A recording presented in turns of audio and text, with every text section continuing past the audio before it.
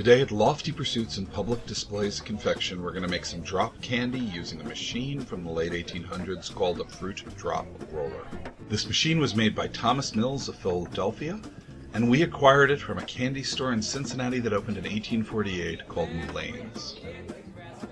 There were a lot more drop candies in the late 1800s. Nowadays we still know lemon drops and cough drops. But have you ever wondered why these are called drops? Mullane's had its heyday between 1870 and 1910 when run by John Mullane. His mother founded the business and it continued on until 1988 when it closed.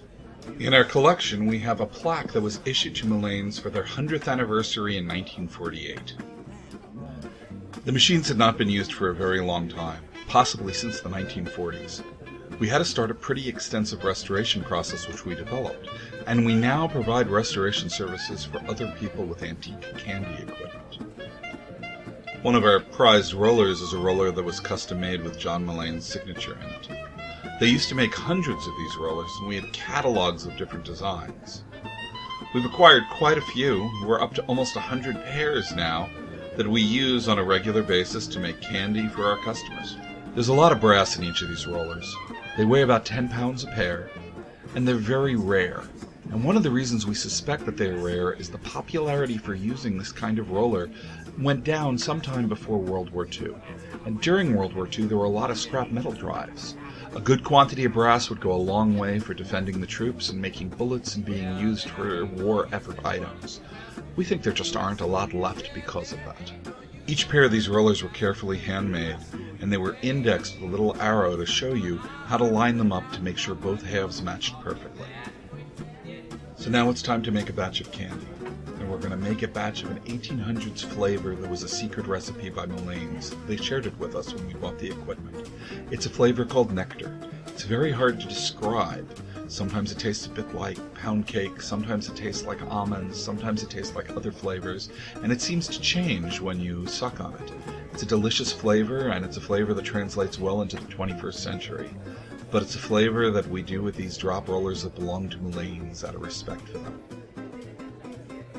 Unlike our image candy, we added the color in the pot. At the same time we added the flavor.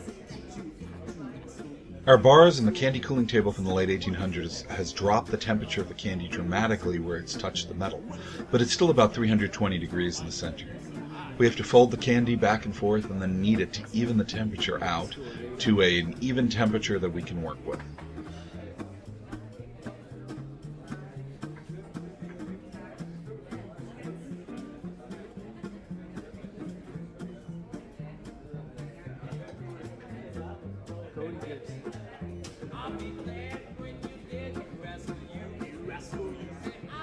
We've transferred our hot sugar to a hot table. This table will keep the sugar from cooling too fast and give us time to work with it. The sugar's still pretty hot. It should be well over 230, 240 degrees, and the press will do most of the cooling for us when we use it.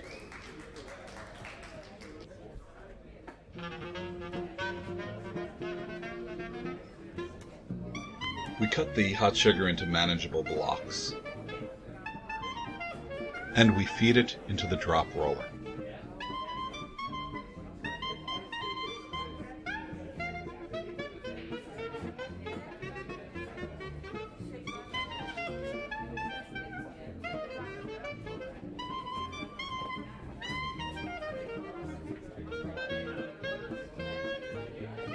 When the candy comes out of the press, not only is it shaped, but it is cooled dramatically due to the huge mass of these drop rollers that it's been squeezed through.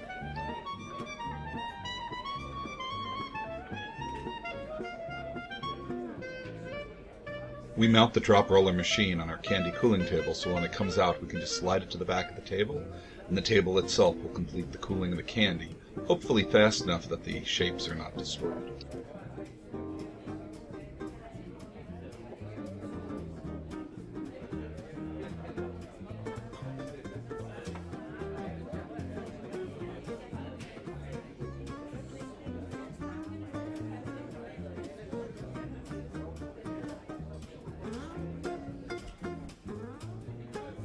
If you're ever in Tallahassee, Florida, you can come to Lofty Pursuits and see us make candy live.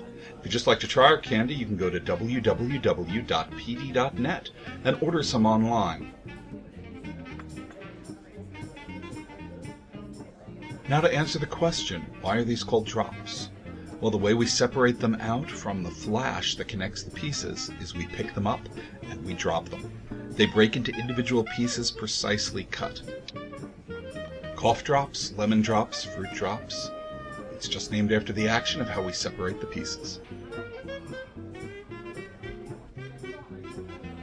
Much of what we do at Lofty Pursuits and Public Displays of Confection with Hot Sugar is just too hot to let the general public participate. But sometimes, and just sometimes, we get somebody in from the audience to help us break up the candy and do the dropping. Shayna here helped us out.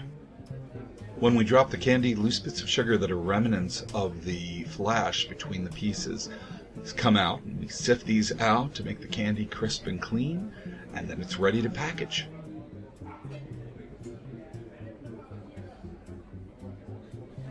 You can see our other candy making videos here on YouTube, and you can also subscribe to us. You can also follow us on Facebook, or visit our store at www.pd.net. We look forward to seeing you sometime.